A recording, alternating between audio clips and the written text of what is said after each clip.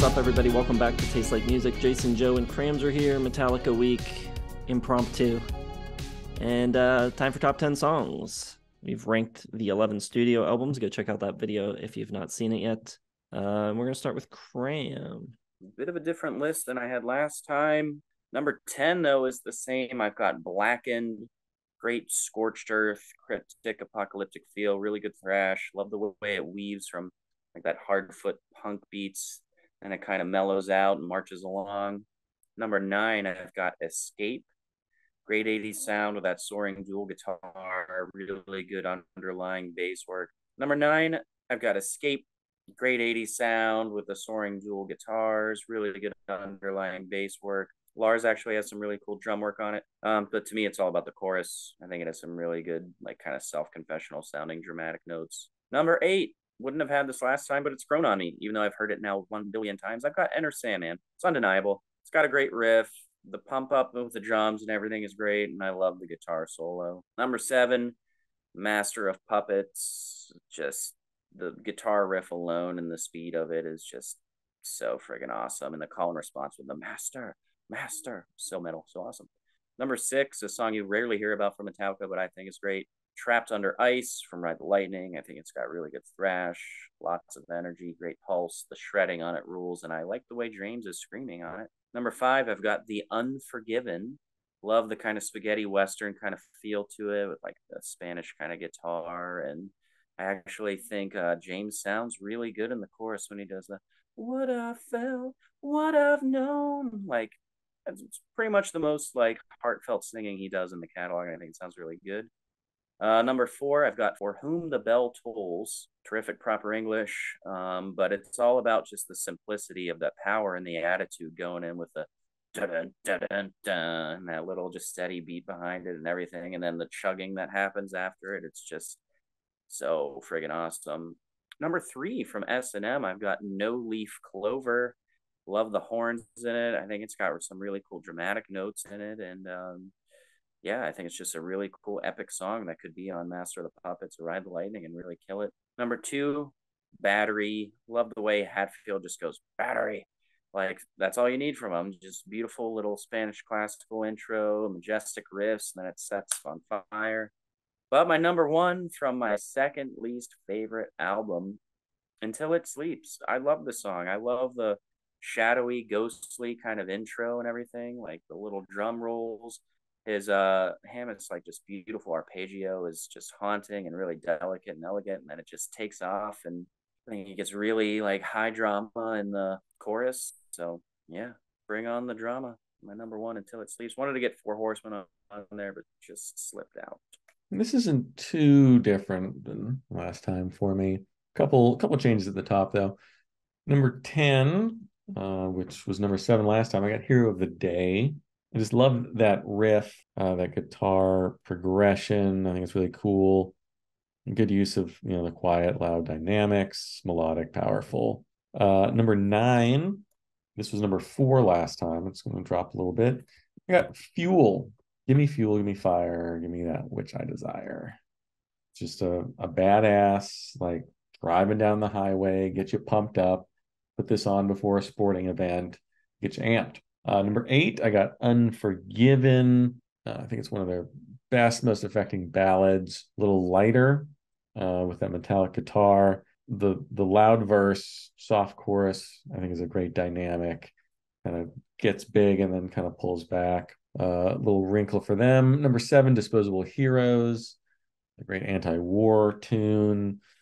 And I think Hammett just absolutely kills it on guitar here. One of his most interesting, coolest, fastest solos. Number 6, And Justice for All. I love that synced guitar solo. It descends in this massive sludgy rip fest. It's got really interesting guitar leads all over the place from Hammett, who said he was channeling like war films for it. It's just a big, beautiful, brutal machine of a song. And I just love the way that sounds without bass. Like, it's got this sonic boom assault from the kick drum. Like, it hurts your ears to listen to almost. It's great. Number 5, For Whom the Bell Tolls. I love that bass part. It was the the first song I ever played in public.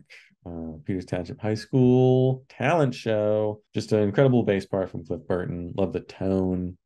Love all the cool riffs on it. Number 4, I got Ride the Lightning, which I think has some cool things to say about the death penalty. A little philosophical. And I love how like the hook of the chorus is split into 2 parts. There's a like little riff in the middle that breaks it apart. And just one of the most badass songs ever written, as far as I'm concerned. Number 3, Master of Puppets. Just so many riffs. Like you can't even count how many great riffs are in this. That opening one from Hetfield when he's doing all those downstrokes. It's so fast. It's so just awesome.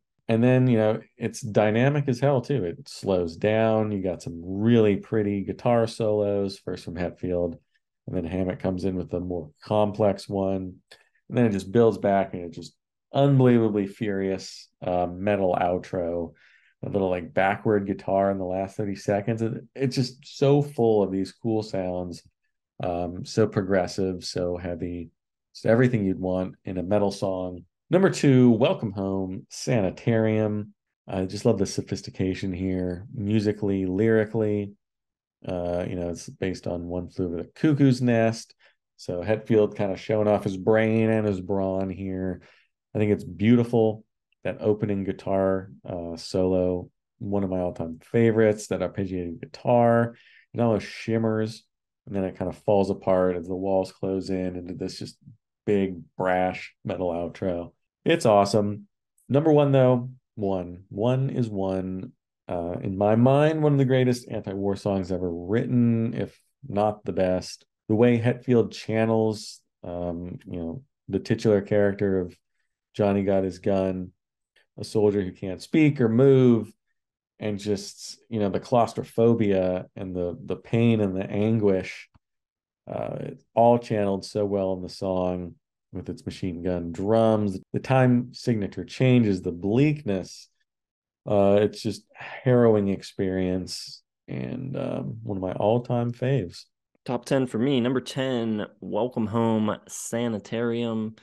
Shows their ability at that time to go from sweetly melodic to fast and heavy and back again. Number 9, I've got Harvester of Sorrow, song that kind of grooves in the way that 90s era Metallica would, but with the character and the intensity of 80s Metallica. You got that doubled guitar stuff after the solo, which is really cool as well. Number 8, one of the only songs that I have a personal memory of Metallica with is I Disappear. We got a new sound system, new speakers in the living room, and we had the Mission Impossible, I think it was Mission Impossible 2 soundtrack.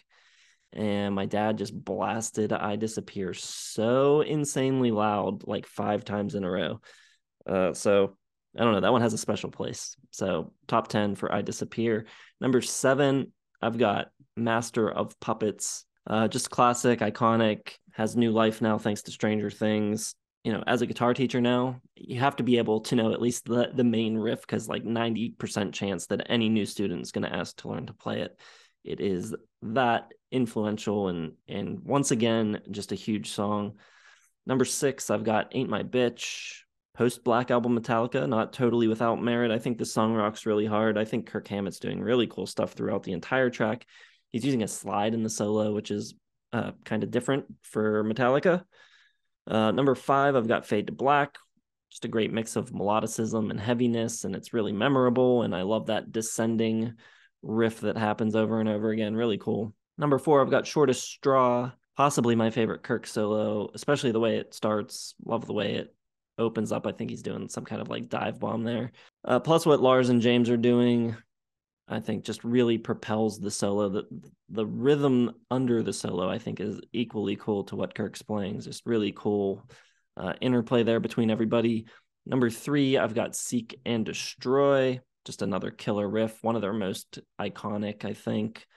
I love how kind of trashy and ragged the recording is too. And, thinking they're only 20 years old, just laying down a riff like that is pretty cool. Number 2, I've got Blackened. I think it's actually pretty melodic and memorable for such a heavy song. I think the solo on it is really sick. And I love the rhythmic accent when he sings Dance of the Dead. The way they accent that underneath his singing is really great. cool drumming, just very intense song. My number one, as I kind of alluded to in the other video, I think the best Metallica song is For Whom the Bell Tolls. Just so many cool and catchy riffs in one song, both guitar and bass doing a lot of interesting stuff.